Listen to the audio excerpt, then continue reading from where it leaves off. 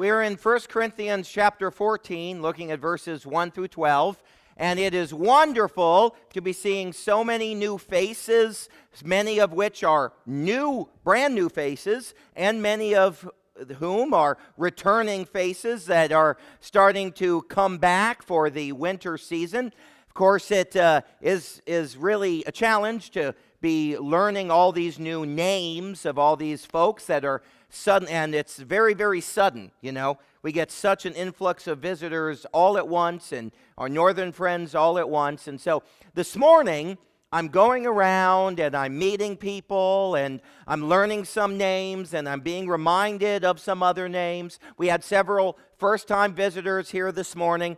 But as I'm going around, I'm talking to people, I'm meeting people, and it dawns on me as I'm talking to a group about right over here, not just one group, but several groups, and it dawns on me that this morning we had a Linda sitting directly in front of another Linda who was directly in front of another Linda. And when I saw that, I said to everyone sitting around there, I said, we have ourselves a tic-tac-toe. All right. So that was very exciting. So anyway, we're in 1 Corinthians chapter 14. So Paul's central message in 1 Corinthians 14, as we talked about this morning, is this: preaching is far superior to tongues. Now, last Sunday, as we concluded 1 Corinthians chapter 13, we saw, when talking about the permanence of love, that the gift of tongues is no longer in operation. But here is a difference between chapter 13 and chapter 14. Whereas chapter 13 explains that simply that tongues are going to go away, whereas love is permanent, chapter 14 goes a step further, saying not only will they go away, but even back when they were here, they never were the centerpiece. They never were the entree. They never were the main event. Even in the first decades of Christianity, when the gift of tongues at that time would have been in full operation, even at that point in time, there would have been no reason whatsoever for a Christian to be disappointed with a church service in which nobody spoke in tongues, or a church that doesn't seem to have anyone in it who has the gift of tongues, because it's just not something that happens at that particular church. Even at that point in time, that would not have been a strike against that church. Back even at that point in time, that would not have been any reason for any Christian to be disappointed with any church. What would it have been like to say, oh wow, the tongue speaking that goes on at that church was just incredible? For a Christian to say that would be sort of like, I found a restaurant that I had dinner at the other day, and you would not believe their napkins. I mean, this restaurant has the most awesome napkins. You have got to go check out their napkins. That would have been pretty weird. That'd be pretty weird to hear, right? Because, you're not interested in how wonderful the napkins are. You're interested in how good the food is. So making a restaurant all about its napkins would be pretty odd, right? So also, even when tongues was in full operation, making a church all about tongues be kind of like making a restaurant all about its napkins. They weren't even the second place main event. The preaching of the Word of God has always been and should always be the main event in any church. In chapter 14, Paul talks about the operation of tongues and why it is that the straightforward preaching of God's previously already revealed word is far superior to miraculous tongues. But the church at Corinth, see, they had made the terrible boo-boo of making tongue speaking the center of their church. Why did they make their church with such a heavy emphasis on tongues? Because tongues were so dramatic. Because tongues could put on such a show. Because tongues was something that was so sensational. And whenever it happens, it's so prominently seen.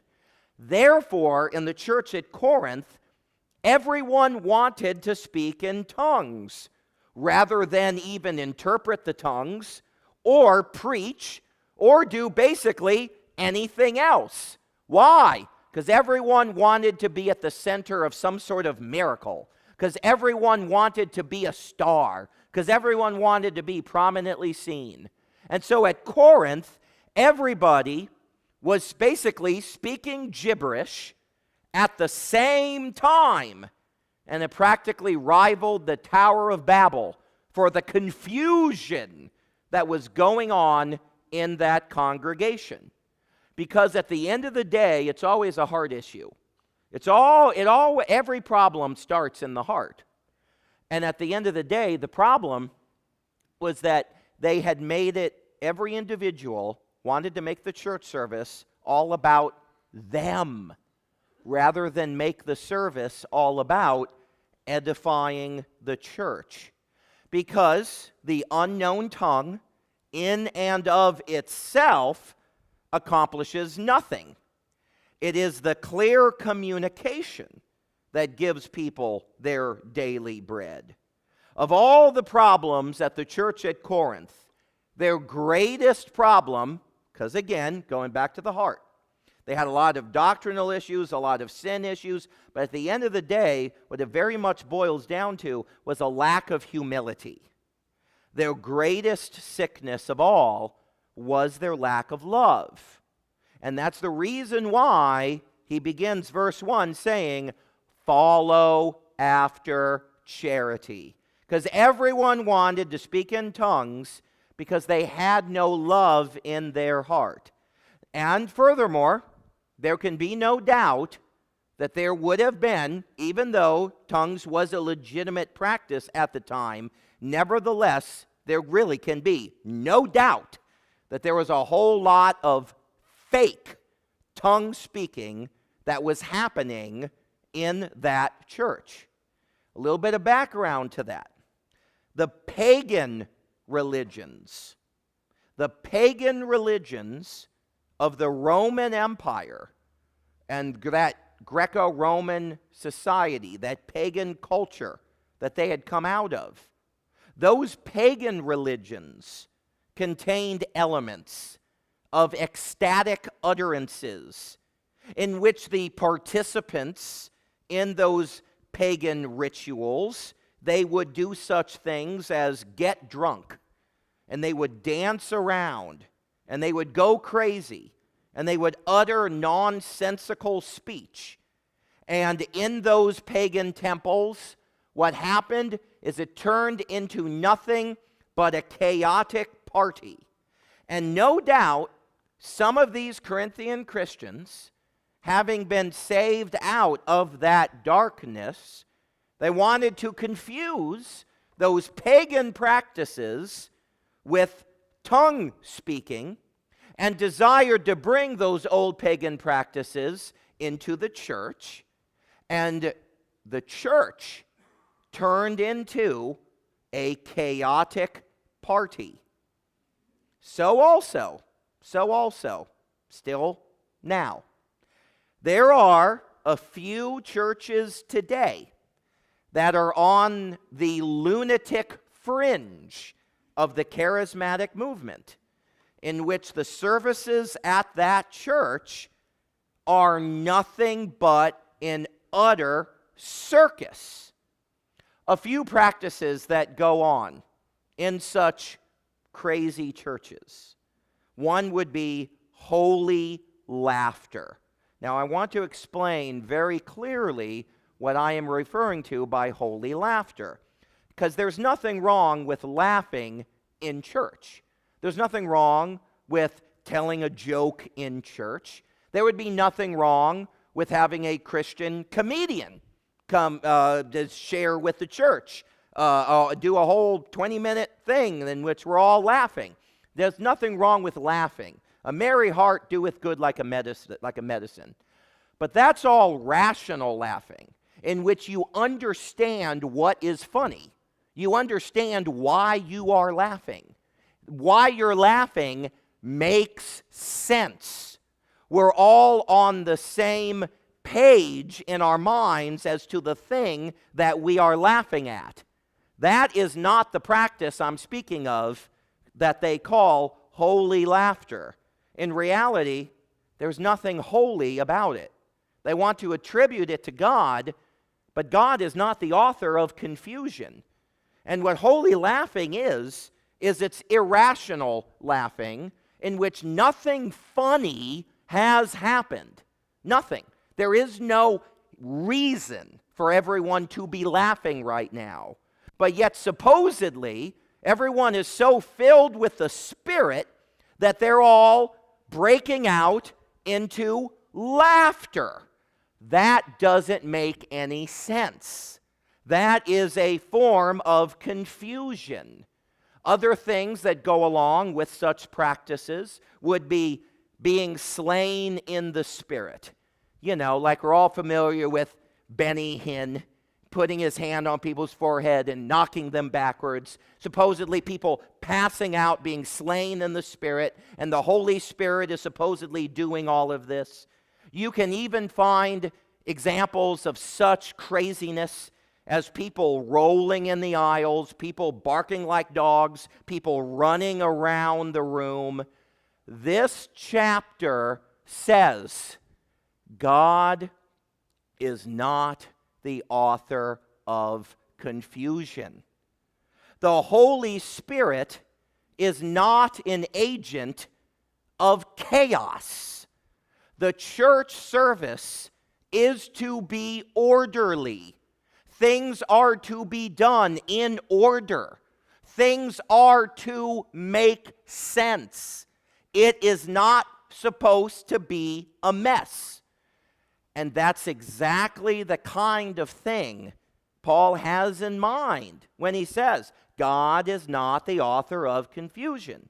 So what happened there at Corinth can still happen today and does still happen today in a few churches in which there is no order.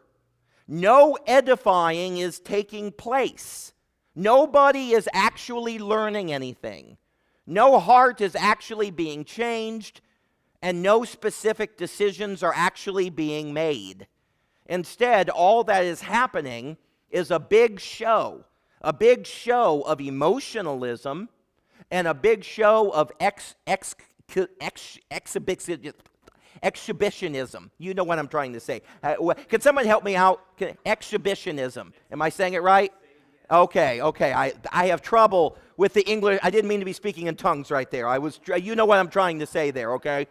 And so in those services, at the end of the night, what ends up happening is everybody goes home exhausted, and everybody goes home certainly having had a fun time, but they go home having learned nothing, having made no decision for the Lord whatsoever.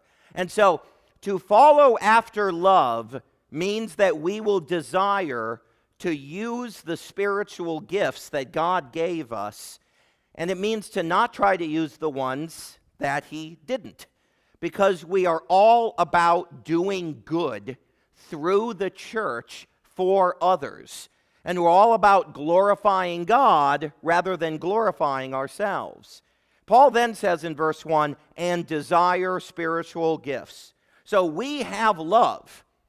And even though love is our foundation, so to speak, we still do need those spiritual gifts to equip us as to how to use that love to serve God effectively. So you must desire to use your spiritual gift and to do so wisely, and to do so for the sake of others, not for the sake of yourself. Paul then exalts one spiritual gift in order to say that it is more important than tongues. He says, but rather that ye may prophesy. Now, here's what he means by that. But rather that ye may prophesy. The ye is plural. Whenever you see ye in the Bible, you could think y'all. That's the idea, okay? Because it's plural there. It's second person plural. So the ye is plural. So Paul, therefore, he's not saying that every individual ought to seek to prophesy. Rather, what he is saying is that the church as a whole should desire that preaching be preeminent in the services. In other words, every church ought to be an exposition-centered church. No tongue even then should have ever been a tongue-centered church, nor should any church today be an anything else-centered church. You need other things besides preaching, but the centerpiece of the church should be the preaching. So just the same, though, not every Christian should desire to be a preacher, but that doesn't change the fact that every Christian should desire that preaching be prominent in the church. And why is that? That's not for no reason at all. It's because the clear communication of God's truth is absolutely paramount. Because no person has ever been saved without that. And so now in the following 11 verses, Paul gives us two reasons why preaching is superior to tongues. Number one, because preaching edifies the whole congregation. And number two, because tongues are unintelligible. So the first point that Paul makes is that speaking in tongues in and of itself does nothing for the people present.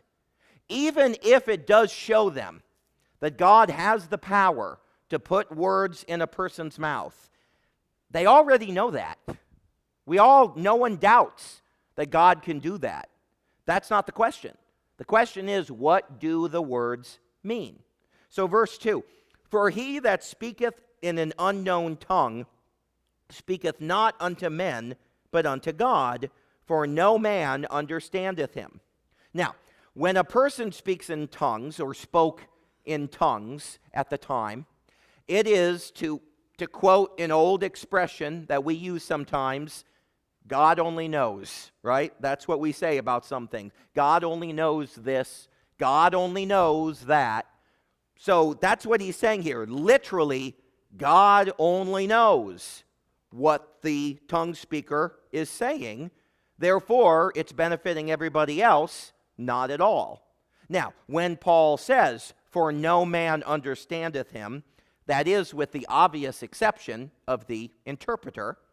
Verse 2, howbeit in the Spirit he speaketh mysteries. Now, so, the reason why preaching is superior to tongues is because knowledge is superior to mystery. Knowledge is superior to mystery. See, the whole point of the New Testament is that now God has revealed his whole truth to us.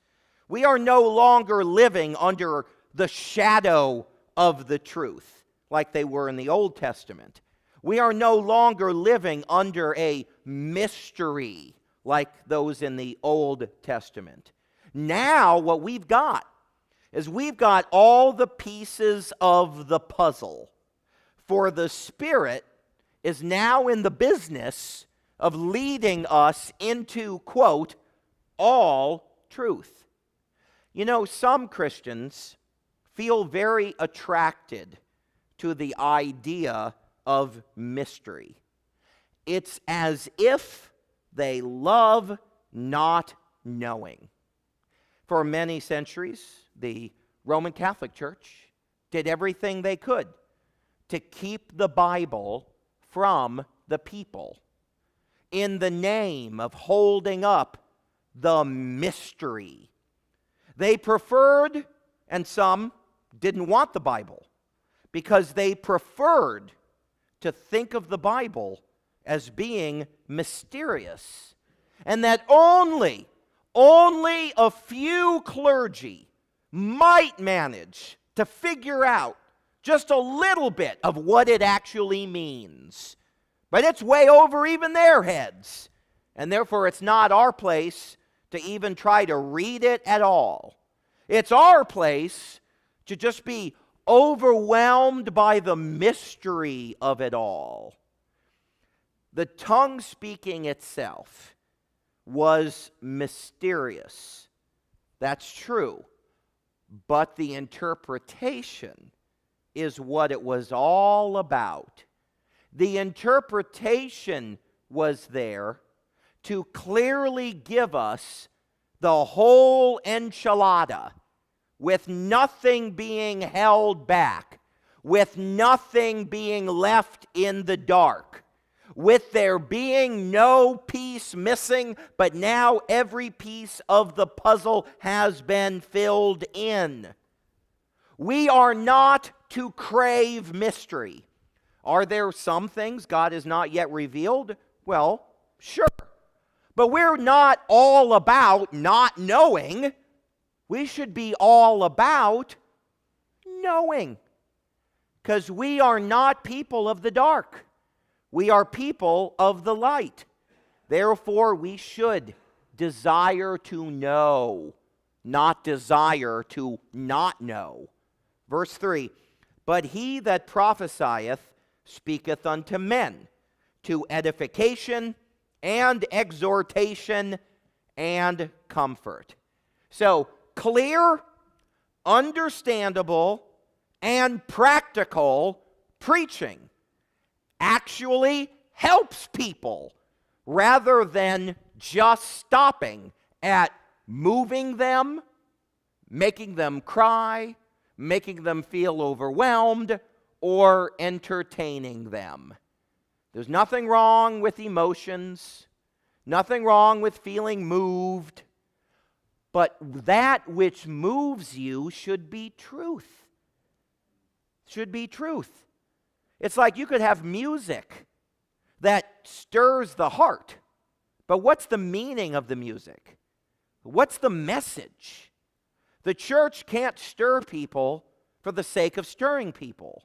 If an atheist stepped into a church and we managed to make the atheist feel something, he doesn't know what, and we make him cry, and he leaves feeling relieved or something, what have we accomplished? We've accomplished nothing if we haven't given the person truth. Truth. Prophecy, which is preaching, edifies them, convicts them of the truth. Prophecy exhorts them, sound doctrine. And prophecy, as it says here, does also comfort them, which is what encourages them to be better or to keep going or to rejoice or whatever, the Christian that is. Verse 4, he that speaketh in an unknown tongue edifieth himself, but he that prophesieth edifieth the whole congregation. It comes down to the fact that the church is not about you. The church is about doing what benefits the whole church.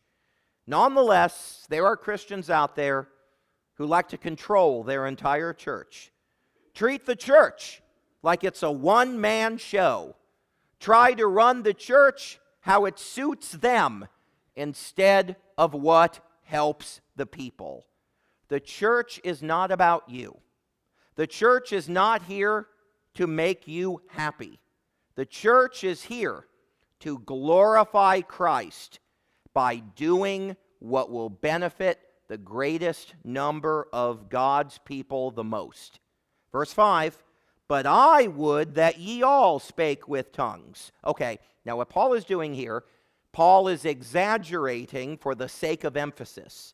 He's exaggerating for the sake of emphasis, because Paul has already made clear back in 1 Corinthians chapter 12, verse 30, that not all Christians have the same gift.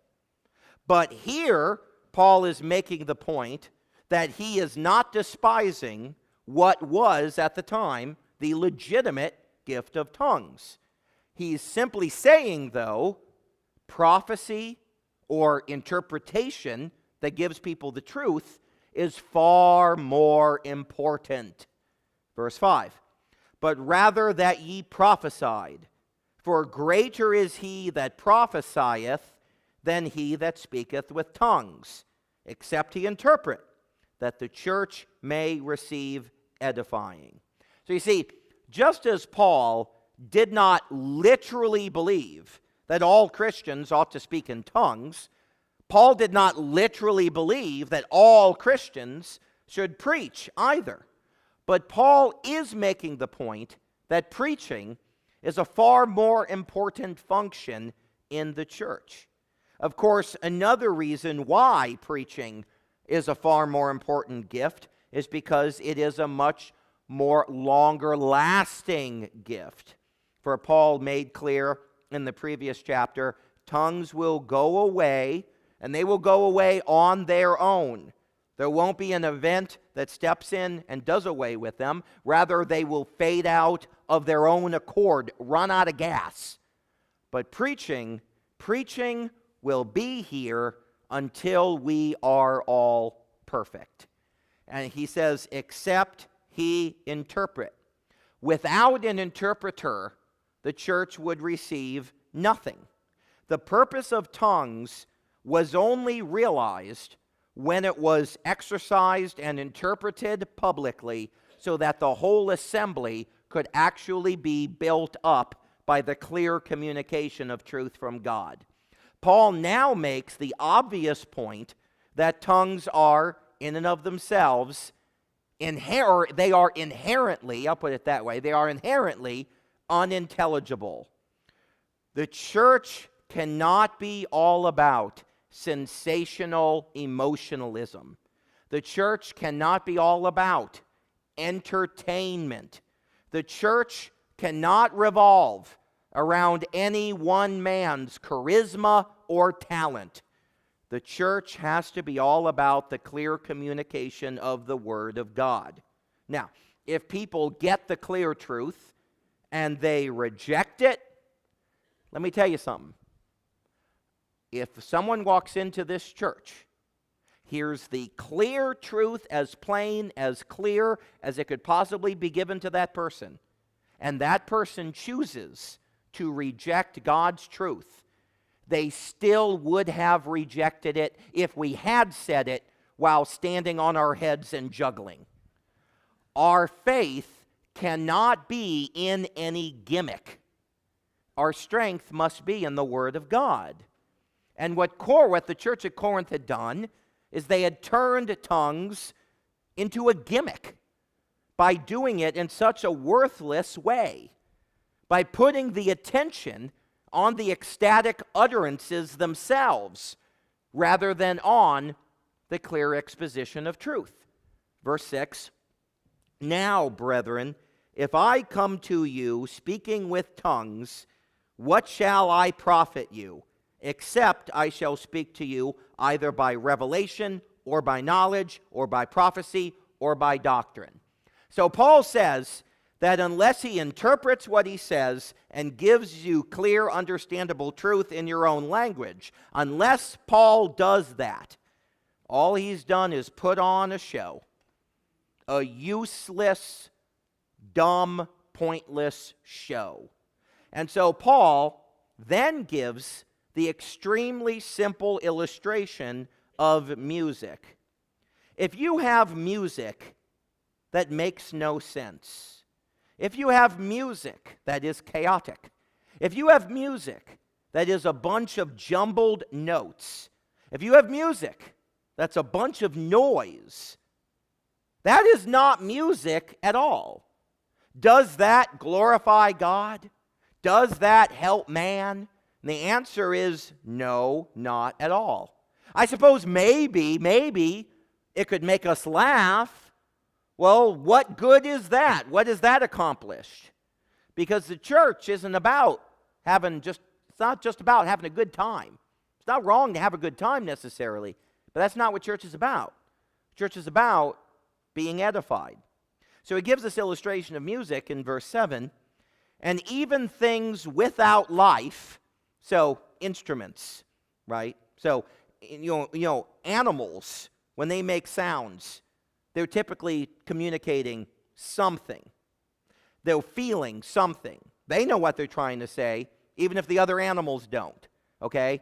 But even things without life, instruments, giving sounds, whether pipe or harp, except they give a distinction in the sounds, how shall it be known what is piped or what is harped? Musical notes have to be played orderly, or else it is not music. When notes are in order, that is when music is able to express something. Music can express joy. Music can express sadness. Music can express peace. Music can express strife. Music speaks to the soul and is therefore beautiful. Notes that are not in any order are nothing. If I were to go over to this piano and just randomly press keys with my fingers, what would be coming out of that piano would be a bunch of random notes that are not doing anything for anybody. But when those notes are played in an order to where they're able to communicate something, that is when they are then able to touch people's hearts or please God. Verse 8, for if the trumpet give an uncertain sound, who shall prepare himself to the battle? So this is referring to how trumpets were a form of communication. Think about it as like alarms, okay, today. Your phone will go off and make an alarm letting you know of different things. That's how trumpets were used. Trumpets were loud and were the quickest way of getting an extremely simple message to the maximum number of people as quickly as possible. So one set of notes on the trumpet would mean, for example, to the soldiers on the field, they would hear, the general can't just yell commands and be heard, but the trumpet might actually be heard. The trumpet was like a PA system or walkie-talkies to everybody at the same time. So the soldiers on the battlefield would hear one sound of the trumpet that told them to attack. And there would be another sound of the trumpet that would mean retreat. But what would happen if the soldiers on the battlefield hear the trumpet make a very unfamiliar sound? They would say, I don't know what that means. I don't know what I'm supposed to do right now. Nothing is being clearly communicated. That's what he is saying here. So it is with the words of man. And it's so important in the church that what is being communicated is clear. Not just that people say, I sense God's business is being done here. I look at this beautiful sanctuary, these stained glass windows, and I get the sense that something important is being communicated here, but I have no idea what it is. And that's not what church is supposed to be. Church is supposed to be speaking to you, helping you understand something. Verse 9, so likewise ye, except ye utter by the tongue words easy to be understood, how shall it be known what is spoken? For ye shall speak into the air. Speaking into the air means it's not reaching anybody's ears, not with any meaning. You're just talking to the air. Proud people enjoy talking, not to communicate something necessarily, not to help other people, but proud people love to talk in order to hear themselves talk. Because there is no more pleasing sound to our vanity than the sound of our own voice. So proud people will speak. And if they got nothing that needs to be said, they're not going to let that stand in their way. Unless we communicate important things and communicate important things clearly, Paul says that all we are doing is speaking into the air, literally flapping our gums. That's what it means. Ecstatic utterances or tongues for the sake of tongues, for the sake of ecstatic utterances, it's nothing but showing off. And church can't be about showing off. Showing off in church doesn't make anybody better and doesn't make Christ any more glorified. Verse 10, there are, it may be, so many kinds of voices in the world, and none of them is without signification. Here's what that means. Every language on the planet has an order. It's not just anything goes. The moment a language it's why we have a dictionary. Why does the dictionary exist? So that we can all have some level of agreement on what words mean. So that when I use a word, I know I'm using it correctly, and you know you are understanding me correctly. Without that objective standard of what words mean, language cannot exist. That's what he's saying here. That every language on the planet has its own grammar, has its own vocabulary, has its own system, has its own order to it. And if I'm not familiar with that language's grammar or that vocabulary, when you're first starting to learn a new language, you better be careful. You might be really misunderstood. And so, if I don't understand how that language works, that language cannot speak to me. You have to be intricately familiar with a language before it can really be used to communicate truth to you. Verse 11, therefore, if I know not the meaning of the voice, I shall be unto him that speaketh a barbarian, and he that speaketh shall be a barbarian unto me. So the common language of the Roman Empire was Greek. Most people in the Roman Empire knew how to speak Greek. Any person that could not speak Greek was called a barbarian. So, raise your hand if you're fluent in Greek. I knew it. We're all a bunch of barbarians. And so, and as the term this makes pretty clear, anyone who couldn't speak Greek was looked down on. So here's what Paul is saying. How could us being barbarians to each other possibly be better than actually relating to each other, explaining to each other, and therefore edifying each other? Verse 12, even so ye, for as much as ye are zealous of spiritual gifts, seek that ye may excel to the edifying of the church. He's saying, if you guys claim that you're all about spiritual gifts, if that's your claim, then be all about doing whatever serves and edifies the church. Because that is the purpose of all spiritual gifts. If you're truly all about spiritual gifts, take the gift you genuinely do have. Not whatever gift maybe you covet, but the one you've got, and use it to God's glory. Instead, the truth that the Corinthians weren't really interested in spiritual gifts at all. They were just interested in being celebrities. They were just interested in being seen, being in the spotlight. They were not servants because they were instead all about themselves. They would rather have the church be chaotic in order to get their way or get their 5 seconds in the limelight than to have a church be orderly by submitting to the place that God has for them in the body. They were there to serve themselves rather than being there to serve others. We're not all preachers, we're not all singers, and we never were all tongue speakers. But we are all lowly servants who serve God in whatever unique way God has gifted us. And no matter what our role, what our function, or what our spiritual gift,